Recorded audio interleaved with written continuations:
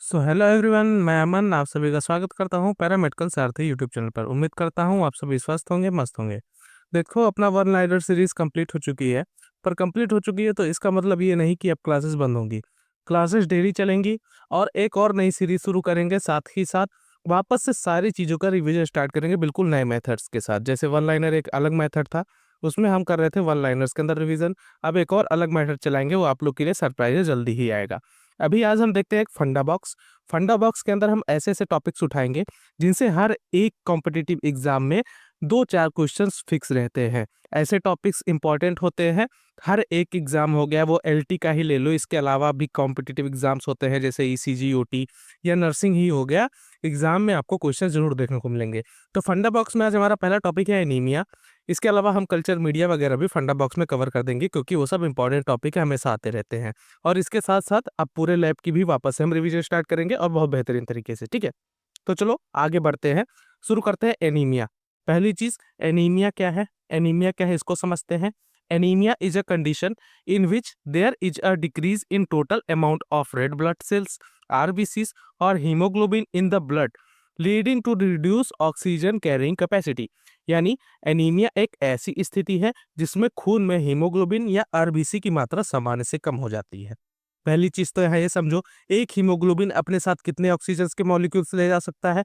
4 ले जा सकता है। ठीक है, अब ऐसी स्थिति आ जाए जिसमें ब्लड में, आपके होल ब्लड में हीमोग्लोबिन की कमी हो जाए, या आरबीसी की मात्रा, रेड ब्लड कॉर्पसेल्स की मात्रा सामान्य यानी नॉर्मल रेंज से कम हो जाए, तो ऐसी स्थिति को हम बोलते हैं एनीमिया। इसके कई सारे कॉज हो सकते हैं, कई सारे कारण हो सकते हैं, वही इस चैप्टर में हम पढ़ेंगे। ठीक है, पहली चीज तो हम चलेंगे पूरी पूरी कॉन्सेप्ट्स पे। आपको पूरा कॉन्सेप्ट बेसिक टू एडवांस, इसके साथ साथ एमसीक्यू कैसे आते हैं, पूरी प्रैक्टिस कराएंगे। फिर लास्ट में मैं कहूंगा ये सारी चीजें भूल जाओ। क्यों भूल जाओ?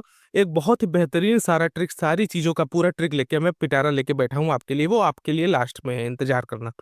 चलो स्टार्ट करते हैं। Classifications of anaemia. एनीमिया के क्लासिफिकेशंस देखें तो based on RBC size, RBC की साइज पे बेस्ड होता है पहली चीज तो। एमसीवी के आधार पर, यानी एमसीवी के आधार पर, आरबीसी साइज के आधार पर हम बेस करते हैं पहली चीज तो क्लासिफिकेशन ऑफ एनीमिया। कैसे कैसे हो सकते हैं? या तो माइक्रोसिटिक हो सकते हैं, नार्मोसिटिक हो सकते हैं, या मैक्रोसिटिक हो सकते हैं। माइक्रो मतलब कोई भी चीज माइक्रो हो, छोटा हो, तो वहाँ आरबीसी की साइज छोटी अगर दिखाई दे तो माइक्रोसिटिक। नॉर्मो मतलब नॉर्मल, और मैक्रोसिटिक मतलब बड़ी साइज। ठीक है, बड़ी बड़ी साइज। तो इतनी सिंपल सी चीज क्लियर है टाइप्स की। अब माइक्रोसिटिक की हम बात कर रहे हैं तो इसका एमसीवी कितना होगा? Less than 80 FL। नॉर्मोसिटिक की बात कर रहे हैं तो 80 से लेके 100 FL। और मैक्रोसिटिक की बात कर रहे हैं तो मोर देन 100 FL। इतना एमसीवी होना चाहिए। एग्जाम्पल्स देखो, माइक्रोसिटिक के आयरन डेफिशिएंसी एनीमिया क्या है? माइक्रोसिटिक एनीमिया है। नॉर्मोसिटिक की बात करें, एक्यूट ब्लड लॉस हो गया, या ए प्लास्टिक एनीमिया हो गया, ये सब नॉर्मोसिटिक है। और मैक्रोसिटिक की मैं बात करूं तो विटामिन B12 डेफिशिएंसी या फॉलिक एसिड डेफिशिएंसी, ये होते हैं मैक्रोसिटिक एनीमिया। इन दोनों में कंफ्यूज मत होना, आयरन डेफिशिएंसी आता है माइक्रोसिटिक में, लेकिन विटामिन B12 या फॉलिक एसिड डेफिशिएंसी आता है मैक्रोसिटिक में। विटामिन B12 को हम इंट्रिंसिक फैक्टर या नैश कारक भी बोल सकते हैं। इसके अलावा साइनोकोबालामीन की कमी भी बोल सकते हैं, क्योंकि उसका साइंटिफिक नेम है विटामिन B12 का। क्या इतनी चीज क्लियर? आगे बढ़े। ओके, बेस्ड ऑन इटियोलॉजी, अगर और क्लासिफिकेशंस की बात करें इटियोलॉजी में, यानी कारण बेस्ड कैसे हो सकते हैं?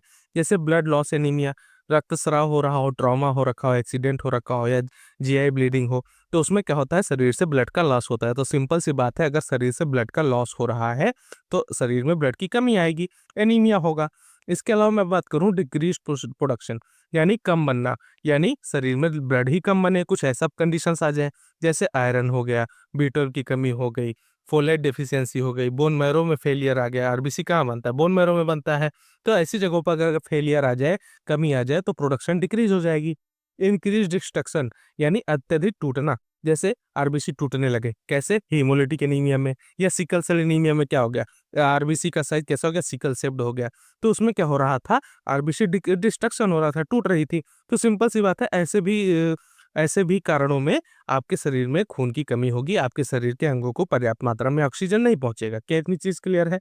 इसके अलावा अब हम बात करें डिटेल में इंपॉर्टेंट टाइप्स ऑफ एनीमिया। जैसे पहली बात हमने की आयरन डेफिशिएंसी एनीमिया। आयरन मतलब लोहे की कमी से होने वाला एनीमिया। तो ये मोस्ट कॉमन होता है वर्ल्ड वाइड। पहली चीज तो ये क्लियर करना, सबसे most common world wide anaemia का कौन सा स्वरूप है, तो आयरन डिफिशियंसी एनीमिया है। ठीक है, कैसे कैसे हो सकता है, कॉजेस क्या हो सकते हैं, ब्लड लॉस पे हो सकता है, पुअर डाइट पे हो सकता है जिसमें आपको आयरन सही से ना मिल रहा हो, या हुकवर्म के डिजीज से हो सकता है। ठीक है, एक चीज और, मैंने हुकवर्म जब पढ़ाया था पैरासाइटोलॉजी में, तो क्या आपको इसका नाम पता है, हुकवर्म किसको बोलते हैं, एनकाइलोस्टोमा को बोलते हैं। ठीक है, इतनी चीज क्लियर है। फिर लैब की मैं बात करूं, लैब डायग्नोसिस की बात करें आयरन डिफिशियंसी एनीमिया के लिए, तो इसमें पहली चीज तो कैसे माइक्रो है कि मैक्रो है कि नॉर्मो है, तो माइक्रोसिटिक है, छोटे हो जाते हैं आरबीसी, हाइपोक्रोमिक है आरबीसी। ठीक है, लो सीरम फेरेटिन, यानी सीरम में फेरेटिन की लो डेफिशिएंसी रहेगी, कमी रहेगी। ठीक है, इतनी चीज क्लियर है। फिर मैं बात करूं मेगैलोब्लास्टिक एनीमिया की, due to megaloblastic, due to vitamin बी12 या फोलेट डेफिशिएंसी। अब सिंपल सी बात है, विटामिन बी12 की कमी हो जाए या फोलेट डेफिशिएंसी हो जाए, ऐसे एनीमिया को हम बोलते हैं मेगैलोब्लास्टिक एनीमिया। इसमें लैब डायग्नोसिस कैसे, मैंने बताया था बी12 की कमी से होने वाला सारे एनीमियास कैसे होते हैं, माइक्रोसिटिक होते हैं, मैक्रोसिटिक होते हैं, बड़े होते हैं, बड़े साइज के। ठीक है, हाइपर सेगमेंटेड न्यूट्रोफिल्स भी दिखाई देते हैं इसके अंदर। आगे मैं बात करूं एप्लास्टिक एनीमिया की, तो ये इंपॉर्टेंट है किसके लिए, हम बोन मैरो, कई बार एग्जाम में क्वेश्चन आता है किस एनीमिया में हम बोन मैरो एस्पिरेशन करते हैं, बायोप्सी करते हैं, तो हम बोन मैरो फेलियर के अंदर एप्लास्टिक एनीमिया के अंदर करते हैं। ठीक है, बोन मैरो एग्जामिनेशन हम एप्लास्टिक एनीमिया के अंदर करते हैं। क्यों होता है, क्योंकि बोन मैरो फेलियर हो रखा होता है, जिसको हम बोलते हैं पैनसाइटोपिनिया। क्या इतनी चीज क्लियर है। कॉजेस क्या क्या हो सकते हैं, ड्रग्स हो सकता है, रेडिएशन हो सकता है, या वायरल इन्फेक्शन हो सकते हैं। फिर मैं बात करूं हीमोलिटिक एनीमिया, अब टूटना, हीमोलिटिक मतलब टूटना, इसमें क्या होता है, आरबीसी टूट जाते हैं, जल्दी टूट जाते हैं। कैसे, टाइप्स इंट्रिंसिक हो सकते हैं जैसे सिकल सेल, थैलेसीमिया, या एक्सट्रिंसिक हो सकते हैं ऑटो इम्यून, इनकी कमी से इनकी दिक्कत की वजह से हीमोलिटिक एनीमिया कॉज हो सकता है। एनीमिया की सिम्टम्स की बात करें तो फैटीग आती है पेशेंट्स को, पेलर यानी फीका चेहरा दिखाई देता है, ब्रीदलेसनेस यानी सांस फूलता है पेशेंट्स के। अब सिंपल सी बात है यार, देखो शरीर में क्या हो रहा है, हीमोग्लोबिन के, आरबीसी की कमी है, इनका काम क्या है, आपके शरीर के हर अंगों तक ऑक्सीजन को कैरी करके ले जाना। अब सिंपल सी बात है, ऑक्सीजन आपके शरीर के अंगों तक नहीं पहुंच रही है, तो क्या आपके सांस फूलेंगे। ठीक है, सिंपल सी बात है। इसके अलावा मैं बात करूं, दिल की धड़कन तेज हो जाती है पेशेंट्स की। लास्ट वाली चीज इंपॉर्टेंट है याद करना, नाखून चम्मच जैसे हो जाते हैं, कोयलो नाइकिया बोलते हैं, जिसको कोयलो नाइकिया बोलते हैं। ये इंपॉर्टेंट सिम्टम है एनीमिया का। इतनी चीज क्लियर, अभी आगे मैं बताऊंगा कौन से एनीमिया का इंपॉर्टेंट है, पर अभी इतना याद रखो। इन्वेस्टिगेशंस की बात करें, कौन कौन से टेस्ट लगाते हैं एनीमिया के लिए, तो सीबीसी लगाते हैं जिसको हम बोलते हैं complete blood count, peripheral smear बनाते हैं, रेटिकुलोसाइट काउंट करते हैं, सीरम आयरन टीआईबीसी या फेरेटिन टेस्ट लगाते हैं, और बोन मैरो बायोप्सी करते हैं इफ नीडेड है। तो बोन मैरो के लिए याद रखना एप्लास्टिक एनीमिया में सबसे ज्यादा यूज होता है। इतनी चीज क्लियर है। अब मैं बात करूं ट्रीटमेंट की, तो आयरन बी12 या फोलेट सप्लीमेंटेशन ले सकते हैं, जैसे आयरन की कमी हो रही तो आयरन के सप्लीमेंट्स ले सकते हैं, विटामिन बी12 की कमी हो रही तो विटामिन बी12 के सप्लीमेंट्स ले सकते हैं। इसके अलावा ब्लड ट्रांसफ्यूजन, जैसे मान को कोई ट्रॉमा है, किसी को, किसी पेशेंट का एक्सीडेंट हुआ है, उसके शरीर से सीवियर ब्लड लॉस हुआ है, या कोई प्रेगनेंसी में महिला है, उसके शरीर से सीजर के टाइम काफी ज्यादा ब्लड लॉस हुआ। ठीक है, तो इन सीवियर केसेस में हम उसको क्या करेंगे, रक्त आदान करेंगे, यानी ब्लड ट्रांसफ्यूजन करेंगे। इसके अलावा मैं बात करूं treat underlying cause, underlying causes को ट्रीट करेंगे। जैसे अंडरलाइंग कॉज क्या हो सकते हैं, ब्लीडिंग हो सकता है, इन्फेक्शन हो सकता है, ईडीसी। ठीक है, इतनी चीज क्लियर है। अब मैं बात करूं important lab findings in various anaemias, अलग अलग लैब फाइंडिंग्स क्या हो सकती हैं अलग अलग एनीमिया के लिए। ये चार्ट बहुत इंपॉर्टेंट है, कॉन्सेप्ट वाइज बहुत इंपॉर्टेंट है, इतनी चीजें याद रखना मेरे भाई। इससे एग्जाम में इतना अगर चार्ट आप पढ़ लो एनीमिया में, तो इसके अलावा आप एनीमिया में कुछ भी ना पढ़ो ना, तो आपका क्वेश्चन बन जाएगा। ठीक है, कैसे बन जाएगा अभी देखो। पहली बात करें आयरन डिफिशियंसी एनीमिया की, एमसीवी इसमें कैसा होता है, लो होता है। ठीक है, एमसीएच कैसा होता है, लो होता है। पेरिफेर स्मेयर में क्या फाइंडिंग करते हैं, मैक्रो है कि माइक्रो है, तो मैंने बताया आयरन डिफिशियंसी एनीमिया कैसा है, माइक्रोसिटिक है और हाइपोक्रोमिक है। ठीक, इतनी चीज क्लियर। स्पेशल टेस्ट की बात करें, टेस्ट में कैसा रिजल्ट आएगा आयरन डिफिशियंसी एनीमिया में, सीरम आयरन का लेवल लो होगा, बिल्कुल होगा, फेरेटिन का लेवल लो होगा, बिल्कुल होगा। ठीक है, तो ये था आयरन डिफिशियंसी एनीमिया। फिर मैं बात करूं विटामिन बी12 के डिफिशियंसी से होने वाला एनीमिया, एमसीवी कैसा, हाई है, एमसीएच हाई है। क्यों हाई है, क्योंकि इसके पेरिफेरल स्मेयर फाइंडिंग में हमने पाया कि ये मैक्रोसिटिक है, यानी आरबीसी का साइज बड़ा हो जाता है। ओवल आरबीसी, आरबीसी का शेप कैसा हो जाता है, ओवल शेप हो जाता है। हाइपर सेगमेंटेड न्यूट्रोफिल्स इसी के अंदर देखने को मिलते हैं, ये चीज इंपॉर्टेंट है, याद रखना। अब सबसे इंपॉर्टेंट इसका क्या है, 5 स्टार 10 स्टार 20 स्टार मार लो, कि सीलिंग टेस्ट किस एनीमिया में हम लगाते हैं, तो सीलिंग टेस्ट हम लगाते हैं B12 की डिफिशियंसी में। तो B12 की डिफिशियंसी में हम कौन सा टेस्ट लगाते हैं? सीलिंग टेस्ट लगाते हैं मेरे भाई, ये चीज याद रख लेना। फिर मैं बात करूं फोलेट डेफिशिएंसी। फोलेट डेफिशिएंसी में एमसीवी कैसा? हाई है। एमसीएच कैसा है? तो नॉर्मल भी हो सकता है, हाई भी हो सकता है, ठीक है। Peripheral smear finding same as B12 deficiency, यानी macrocytic oval RBC same to same ऐसा ही रहेगा। इसके अंदर स्पेशल टेस्ट में क्या दिखेगा? सीरम फोलेट डाउन हो जाता है। फिर मैं बात करूं हीमोलिटिक एनीमिया, हीमोलिटिक मतलब टूटना, तो एमसीवी तो नॉर्मल रहेगा, एमसीएच भी नॉर्मल रहेगा, लेकिन स्पैरोसाइट्स दिखेंगे और साइस्टोसाइट्स दिखेंगे। ये पेरिफेरल स्मेल फाइंडिंग हो गई। एलडीएच बढ़ जाएगा, बिलिरुबिन बढ़ जाएगा और रेटिक काउंट बढ़ जाएगा। कितनी चीज क्लियर? ए प्लास्टिक एनीमिया की बात करें तो नॉर्मल होता है एमसीवी, एमसीएच भी नॉर्मल होता है। पेरिफेरल स्मेल फाइंडिंग में क्या पाएंगे हम? पैनसाइटोपिनिया, क्योंकि बोन मैरो में ठीक से आरबीसीज बन नहीं रहे थे। क्या इतनी चीज क्लियर है? स्पेशल टेस्ट क्या लगाएंगे? बोन मैरो बायोप्सी करेंगे। तो बोन मैरो बायोप्सी मैंने आपसे बताया था किस कौन से एनीमिया में करते हैं। इस क्वेश्चन को 5 स्टार मार लो, ए प्लास्टिक एनीमिया में करते हैं, ठीक है। थैलेसीमिया की मैं बात करूं, एमसीवी कैसा? लो। एमसीएच कैसा? लो। पेरिफेरल स्मेयर फाइंडिंग कैसा? टारगेट सेल या बेसोफिलिक स्टिपिंग लिखेगी। इसके अलावा टेस्ट कौन सा लगाएंगे? एचपी यानी हीमोग्लोबिन इलेक्ट्रोफोरेसिस टेस्ट। क्या इतनी चीज क्लियर है थैलेसीमिया के लिए? आगे बढ़ जाए। अब देखो मार्फोलॉजिकल एनीमिया क्लासिफिकेशन। अगर हम बात करें पेरिफेरल स्मेयर के आधार पर क्लासिफिकेशन करें एनीमिया की, तो कैसे हो सकते हैं? या तो माइक्रोसिटिक हो सकता है, हाइपोक्रोमिक हो सकता है, तो माइक्रोसिटिक हो सकता है, नॉर्मोसिटिक। पहले 3 चीज इंपॉर्टेंट है, इसके अलावा भी हो सकते हैं, अभी आगे देखते हैं, ठीक है। तो मैं बात करूं माइक्रोसिटिक हाइपरक्रोमिक एनीमिया की, तो कहाँ दिखेगा? आयरन डिफिशियंसी में दिखेगा और थाइलेसीमिया में दिखेगा। क्या इतनी चीज क्लियर है? माइक्रोसिटिक की बात करें B12 में दिखेगा, फोलेट डेफिशिएंसी में दिखेगा। इतनी भी चीज क्लियर है? नार्मोसिटिक या नार्मोक्रोमिक कहाँ दिखेगा? ए प्लास्टिक में दिखेगा, एक्यूट ब्लड लॉस में दिखेगा। क्या इतनी चीज क्लियर है? स्फेरोसाइट्स कहाँ दिखेंगे? हेरिडिटी स्फेरोसाइटोसिस में दिखेंगे, AIHA में दिखेंगे। साइस्टोसाइट्स कहाँ दिखेंगे? DIC, TTP या हेमोलिसिस में दिखेंगे। अब यहाँ दोनों इंपॉर्टेंट है, टारगेट और टीयर ड्रॉप। इंपॉर्टेंट है टारगेट सबसे ज्यादा। टारगेट सेल्स आपको कहाँ देखने को मिलेंगे? Thalassaemia, T for thalassaemia, T for target cell, याद रख लोगे। ओके। लिवर डिजीज के अंदर भी टारगेट सेल्स देखने को मिलेंगे।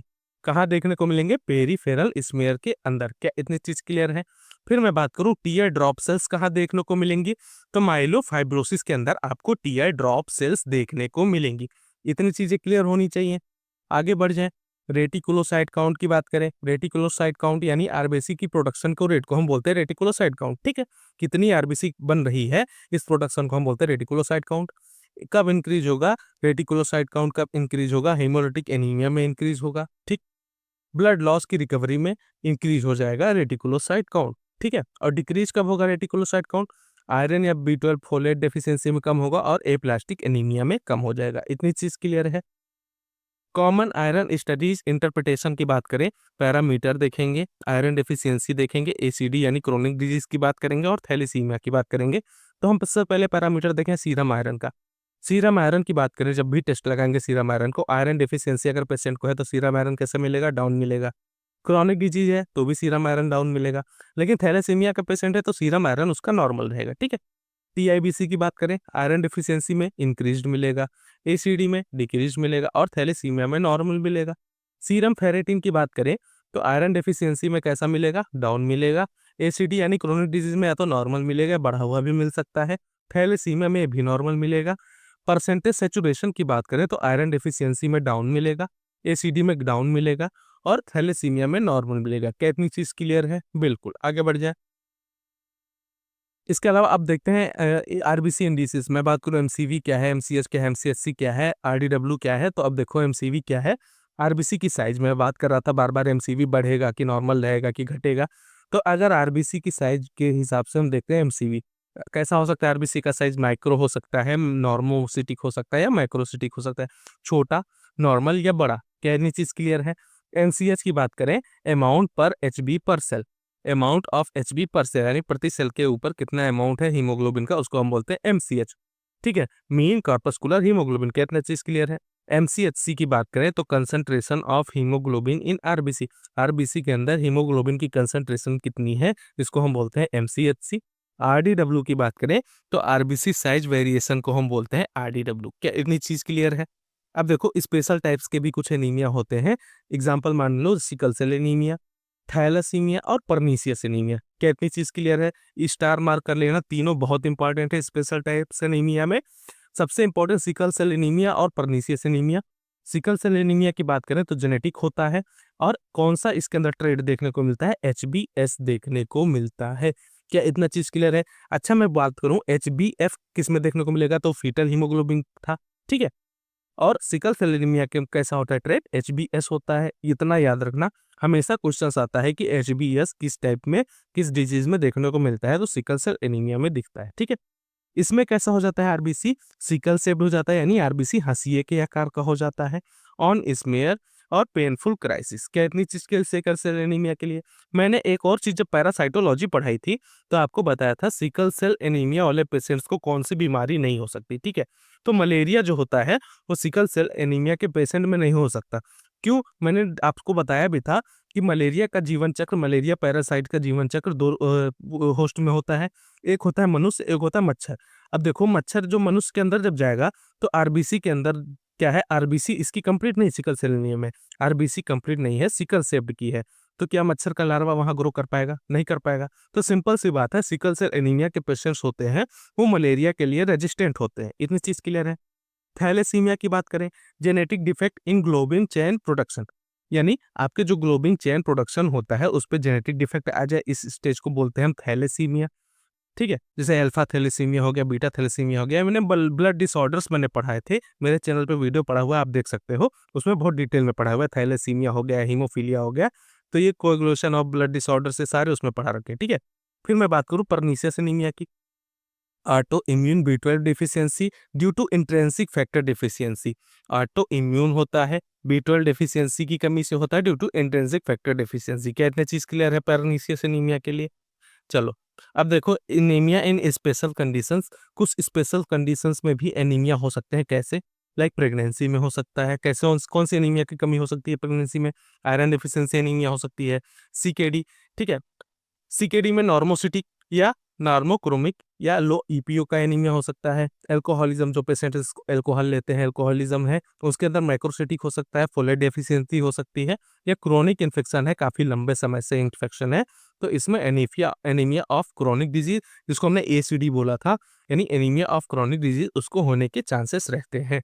अब मैं बात करूँ कुछ एमसीक्यू की, यही एमसीक्यू आप अगर कर लो तो आपके एग्जाम के सारे क्वेश्चंस बन जाएंगे। आप एक बार करके देखो कितने बेहतरीन तरीके के एमसीक्यू है, ठीक है। चलो स्टार्ट करते हैं शुरू से। सबसे सामान्य प्रकार का एनीमिया कौन सा है, यानी most common anaemia? Most common anaemia aplastic है, हीमोलिटिक है, आयरन डिफिशियंसी है, सिकल सेल है। तो मैं बताऊं सबसे पहले जब मैं एनीमिया पढ़ाया था तो सबसे पहले मैंने बताया था मोस्ट कॉमन एनीमिया कौन सा है? आयरन डेफिशिएंसी एनीमिया, ठीक है। आगे मैं बात करूं आयरन डेफिशिएंसी एनीमिया में आरबीसी कैसे होते हैं, यानी आयरन डेफिशिएंसी एनीमिया है पेशेंट को तो उसके अंदर आरबीसी कैसे देखने को मिलेंगे? माइक्रोसिटिक दिखेंगे, माइक्रोसिटिक दिखेंगे, नार्मोसिटिक दिखेंगे, या स्पेरोसिटिक दिखेंगे। तो आयरन डिफिशियंसी एनीमिया में मैंने बताया था कि आरबीसी छोटे दिखते हैं, माइक्रोसिटिक होते हैं। क्या इतनी चीज क्लियर है? विटामिन B12 डेफिशिएंसी का एनीमिया का पेरिफेरल स्मेयर में क्या दिखाई देता है? पेशेंट्स को विटामिन B12 की डेफिशिएंसी है, एनीमिया है, और उसके पेरिफेरल स्मेयर में क्या दिखाई देता है? तो माइक्रोसिटिक, हाइपोक्रोमिक सेल, या हाइपर सेगमेंटेड न्यूट्रोफिल्स, या टारगेट सेल। तो ऑप्शन आपका सही है, हाइपर सेगमेंटेड न्यूट्रोफिल्स। ये मैंने बताया था विटामिन B12 की डेफिशिएंसी में पेरिफेरल स्मेयर में फाइंडिंग होती है, ठीक है। थैलेसीमिया में कौन सी सेल्स दिखाई देती हैं?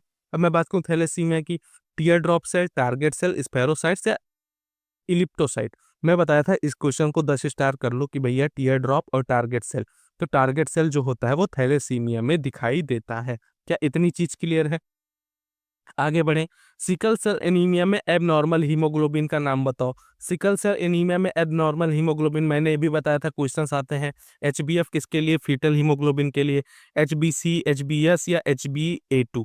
तो इसका सही आंसर है HbS। HbS क्या होता है? सिकल सेल एनीमिया में नॉर्मल हीमोग्लोबिन का नाम है, ठीक है। परनीसियस एनीमिया में कौन सा फैक्टर की कमी होती है? मैंने बताया था परनीसियस एनीमिया में किसकी कमी होती है? इंट्रिंसिक फैक्टर की कमी होती है। एप्लास्टिक एनीमिया में कौन सी कंडीशन होती है? ओनली आरबीसी डाउन होगा, ओनली WBC डाउन होगा, या पैनसाइटोपिनिया होगा या ओनली प्लेटलेट डाउन होगा। मैंने बताया था एप्लास्टिक एनीमिया में क्या करते हैं, बोन मैरो डिसफंक्शन हो जाता है, तो इसमें क्या होगा, पैनसाइटोपिनिया। क्या ये क्वेश्चन सही है? हीमोलिटिक एनीमिया में रेटिकुलोसाइट कैसा होगा? हीमोलिटिक एनीमिया में कम होगा, नॉर्मल होगा, बढ़ा हुआ होगा या शून्य होगा? अब सिंपल सी बात है, हीमोलिटिक यानी ब्लड लॉस हो रहा है। ब्लड लॉस हो रहा है तो नई आरबीसी का निर्माण होगा, बिल्कुल होगा। तो रेटिकुलोसाइट बढ़ेगा कि घटेगा, यानी नए आरबीसी बनेंगे कि घटेंगे? बनेंगे। तो सिंपल सी बात है, बढ़ा हुआ होगा। क्या इतनी चीज क्लियर है? फिर मैंने बताया था इसको स्टार मार्क करो, ये आगे क्वेश्चन आएगा कि चम्मच शेप के नाखून यानी स्पून शेप नेल्स यानी कोइलोनाइकिया किस में दिखती है, किस कंडीशंस में दिखाई देती है? मेगैलोब्लास्टिक एनीमिया में, हीमोलिटिक एनीमिया में, आयरन डेफिशिएंसी एनीमिया में या एप्लास्टिक एनीमिया में? तो इसका सही आंसर है आयरन डेफिशिएंसी एनीमिया। ठीक है। Which test confirm sickle cell anaemia? कौन सी टेस्ट सिकल सेल एनीमिया को कंफर्म करती है? Bone marrow biopsy, sealing test, sickling test या कूम टेस्ट? तो सिकलिंग टेस्ट होती है वो, सिकल से सिकल और सिकल से सिकलिंग टेस्ट, ये कंफर्म करती है, ये टेस्ट कंफर्म करती है सिकल सेल एनीमिया को। इतनी चीज clear? Which of the following is normocytic normochromic anaemia? कौन सी नॉर्मोसिटिक नार्मोक्रोमिक एनीमिया है? आयरन डिफिशियंसी, ए प्लास्टिक, फोलेट डिफिशियंसी या थैलेसीमिया? मैंने बताया था नार्मोसिटिक होती है आपकी ए प्लास्टिक एनीमिया। ठीक है। फिर ferritin level is decreased in, ferritin level किस में डिक्रीज मिलेगा? थैलेसीमिया में, एनीमिया ऑफ क्रॉनिक डिजीज या आयरन डिफिशियंसी एनीमिया में या ए प्लास्टिक एनीमिया में? तो आयरन डिफिशियंसी एनीमिया में फेराटिन लेवल आपको डिक्रीज्ड मिलेंगे। इतनी चीज क्लियर है? RBC indices include all except, इनमें से कौन से होते हैं जो आरबीसी इंडिसेस होते हैं? एक नहीं होता, वो एक कौन सा है? एमसीवी बिल्कुल होता है, एमसीएच बिल्कुल होता है, एमसीएचसी बिल्कुल होता है आरबीसी इंडिसेस। पीटी होता है क्या? प्रोथ्रोम्बिन टाइम, पीटी बीटी सीटी नहीं होता। तो ये आरबीसी इंडिसेस का इसका सही आंसर क्या आ जाएगा? पीटी आरबीसी इंडिसेस नहीं है। ठीक है। फिर मैंने बताया था tear drop cells are found in, tear drop cell किस में फाउंड होती हैं? आयरन डिफिशियंसी एनीमिया में, माइलोफाइब्रोसिस में, थैलासीमिया में या मिगैलोब्लास्टिक एनीमिया में? तो इसका सही आंसर है माइलियोफाइब्रोसिस में आपको टीयर ड्रॉप सेल्स दिखाई देंगी। Autoimmune haemolytic anaemia is confirm by, autoimmune haemolytic anaemia कैसे कंफर्म होती है? Retic count, bone marrow biopsy, Coombs test या ऑस्मोटिक फैगरिलिटी टेस्ट? तो मैंने बताया था ऑटो इम्यून हीमोलिटिक एनीमिया जब भी होगा, इम्यून का नाम आएगा तो हम कॉम टेस्ट लगाते हैं। क्या इतनी चीज क्लियर है? Which lab finding differentiate iron deficiency anemia from anemia of chronic disease? यानी कौन सी लैब फाइंडिंग्स हैं जो डिफरेंशिएट करती हैं आयरन डिफिशियंसी एनीमिया को एनीमिया ऑफ क्रोनिक डिजीज यानी एसीडी से? ठीक है। हाई सीरम लेवल आयरन होगा या लो फेरेटिन होगा या हाई टीआईबीसी होगा या नॉर्मल एमसीवी होगा? तो इसका सेंसर है हाई टीआईबीसी। ठीक है। हाइपर सेगमेंटेड न्यूट्रोफिल्स बहुत बार बताया है, बहुत इंपॉर्टेंट है। मिगेलोब्लास्टिक एनीमिया में हाइपर सेगमेंटेड न्यूट्रोफिल्स देखने को मिलेंगे। ये क्वेश्चन को 20 स्टार मारो, इजी है पर हर एग्जाम में ही देखने को मिल जाता है। आरबीसी का लाइफ स्पैन कितना होता है? 120 डेज का होता है। सब बच्चे को पता है। ठीक है। Which vitamin is essential for DNA synthesis in RBC? ये इंपॉर्टेंट लाइन है मेरे भाई, ये क्वेश्चन आपको जल्दी देखने को नहीं मिलेगा, गलत करके भी आते हैं बच्चे। कौन सा विटामिन होता है इसेंशियल होता है डीएनए सिंथेसिस कहाँ? आरबीसी के अंदर। ठीक है। तो विटामिन बी 12 होता है। Bone marrow biopsy is essential in diagnostic of, मैंने आपको बताया था कि ए प्लास्टिक एनीमिया के लिए बोन मैरो बायोप्सी करते हैं। ये क्वेश्चंस हमेशा सही करके आना, बहुत बार आया हुआ है। रेटिकुलोसाइट काउंट कहाँ कम होता है? मैंने आपको बताया रेटिकुलोसाइट कहाँ कम होगा? आयरन डेफिशिएंसी एनीमिया में रेटिकुलोसाइट काउंट कम हो जाएगा। देखो रेटिकुलोसाइट काउंट क्या होता है? आरबीसी को बनाने की दर। अब आरबीसी आयरन डेफिशिएंसी एनीमिया में क्या होती है? आयरन की कमी हो जाएगी। अब आरबीसी के बनने के लिए आयरन तो बहुत इंपॉर्टेंट है, जब आयरन ही कम हो जाएगा तो आरबीसी का प्रोडक्शन सही से होगा क्या? नहीं होगा। तो सिंपल सी बात है, रेटिकुलोसाइट काउंट अपने आप कम हो जाएगा। Which cell abnormality is seen in hereditary spherocytosis?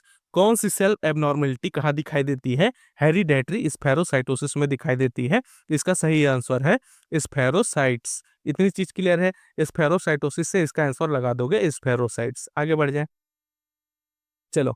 Megaloblastic anaemia is caused by, एक सेकेंड, हाँ ठीक है चलो। Megaloblastic anaemia is caused by deficiency of, megaloblastic anaemia किसकी कमी से होती है? किसकी डेफिशिएंसी से होती है? तो इसका आंसर है विटामिन बी 12 या फोलेट की कमी से। मैंने बताया था मेगैलोब्लास्टिक एनीमिया किसकी कमी से होती है? बी 12 की या फोलेट की कमी से होती है। Which of the following is microcytic anaemia? फिर मैंने बताया था माइक्रोसिटिक एनीमिया किसे कहते हैं? आयरन डेफिशिएंसी एनीमिया को सबसे कॉमन एनीमिया यही है, यही माइक्रोसिटिक होता है, यानी आरबीसी छोटे हो जाते हैं। Anaemia of chronic disease usually show, anaemia of chronic disease usually क्या शो करता है? Increase TIBC, decrease ferritin, normal या इंक्रीज फेरेटिन या माइक्रोसिटिक आरबीसी। तो इसका आंसर हो जाएगा नॉर्मल या इंक्रीज फेरेटिन।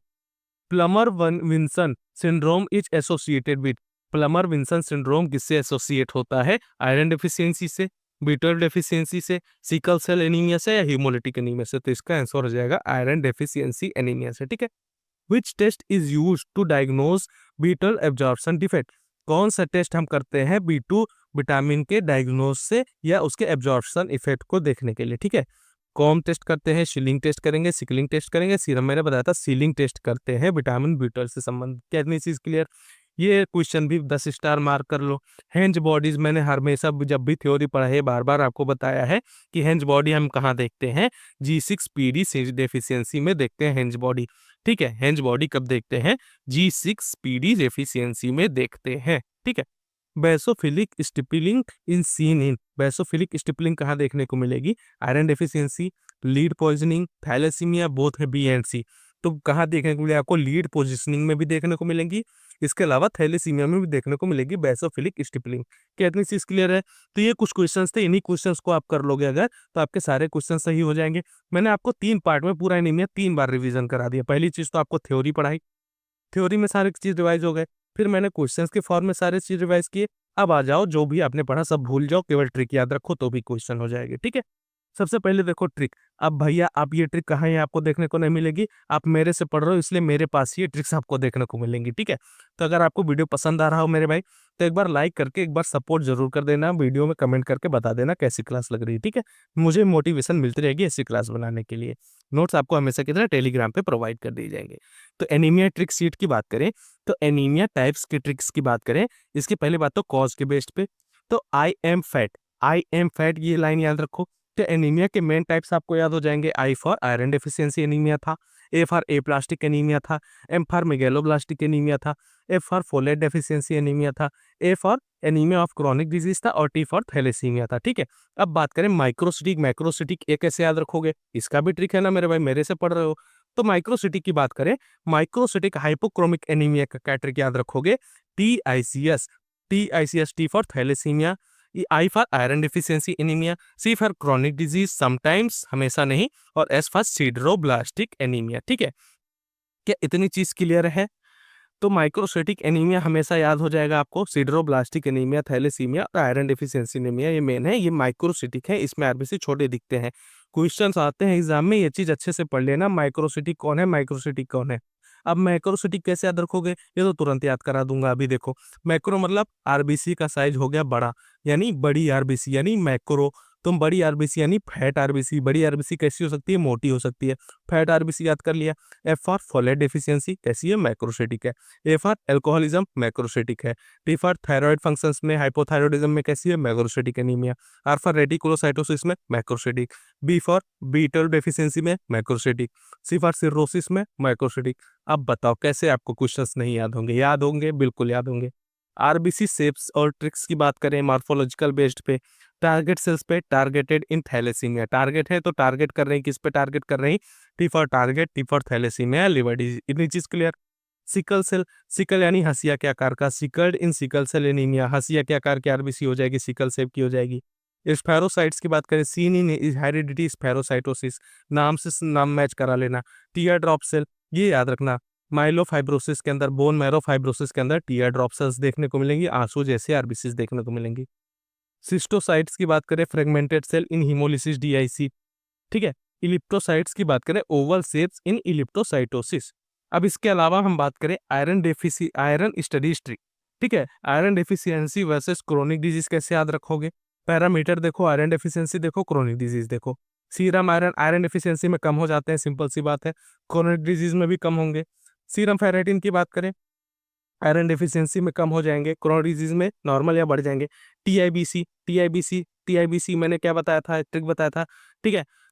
आयरन डेफिशिएंसी में कैसे इंक्रीज, क्रोनिक डिजीज में डिक्रीज। क्या चीज क्लियर है? कैसे याद रखोगे सर जी? आयरन डेफिशिएंसी में सब लो पर TIBC हाई होता है, ये लाइन याद रख लो, आपको पूरा चार्ट क्लियर। आयरन डिफिशियंसी में सब कुछ लो होता है, बस TIBC हाई होता है। ठीक है। अब देखो लैब टेस्ट को याद करने की ट्रिक्स देखो। Sick people hate comps because test stress. Sick people क्या करते हैं, हेट करते हैं कौन से, बिकॉज ऑफ टेस्ट स्ट्रेस। कैसे आता है, क्योंकि सिक फॉर सिकलिंग टेस्ट किसके लिए किए थे हमने, सिकल सेल एनीमिया के लिए। पेरिफेरल स्मीयर बना रहे थे किसके लिए, मेगालोब्लास्टिक या हेमोलिटिक एनीमिया के लिए। एचबी इलेक्ट्रोफोरेसिस कर रहे थे किसके लिए, हम थैलोसीमिया के लिए कर रहे थे। कॉम टेस्ट हम कर रहे थे किसके लिए, ऑटो इम्यून हिमोलिटिक एनीमिया के लिए। बोन मैरो बायोप्सी कर रहे थे हम ए प्लास्टिक एनीमिया के लिए। और टीफाइड टेस्ट स्ट्रेस यानी सीलिंग टेस्ट हम कर रहे थे बीटर एब्जॉर्प्शन के लिए। क्या इतनी चीज क्लियर है? और एक ट्रिक देखो, सिम्टम्स ट्रिक। सिम्टम कैसे याद रखोगे, आयरन की कमी के लक्षण कैसे याद रखोगे, पाम्स यानी आपकी हथेली। आपकी हथेली क्या होती है, जब खून की कमी होती है तो अक्सर पीली पड़ जाती है। इसे देखते हैं ना, हथेली की देख के बताते हैं खून की कमी है। तो पाम्स जब भी देखोगे तो आपको सिम्टम सॉरी याद हो जाएंगे, ठीक है। पी फॉर पाम्स मतलब पी फॉर पैलर, पीला पड़ना। ए फॉर एनलेगुलर सिस्टमेटिक यानी मुंह के कोनों में दरारें दिखेंगी। एल फॉर लिथैर्गी यानी थकावट। एम फॉर मेंस्ट्रुअल इरेगुलेशन यानी मेंस्ट्रुअल साइकिल्स टाइम से नहीं आएंगी। और एस फॉर मैंने बताया था स्पूननेल्स, जिसको हम बोलते हैं कोइलियो साइकिया। ठीक है, इतनी चीज क्लियर है? क्या इतनी चीज क्लियर है? तो आपको पूरा पूरा एनीमिया उम्मीद करता हूँ रट गया होगा एक क्लास के अंदर। ठीक है, वीडियो पसंद आया हो तो मेरे भाई एक बार लाइक जरूर कर देना, कमेंट करके बता देना वीडियो पसंद कैसी आई। ठीक है, उम्मीद करता हूँ आप सभी को वीडियो पसंद आई होगी। पसंद आई हो तो लाइक से सब्सक्राइब जरूर करना। इसके साथ साथ उम्मीद करता हूँ कि आपको सब कुछ एकदम बिल्कुल बढ़िया से चलती रहे। ठीक है, आगे क्लास में एक और फंडा बॉक्स लेंगे, उसके बाद फिर हम और बिल्कुल नए तरीके से वापस से सारे चैप्टर्स के रिवीजन स्टार्ट कर देंगे। वीडियो पसंद आया तो लाइक से सब्सक्राइब जरूर करना। Okay, thanks for watching.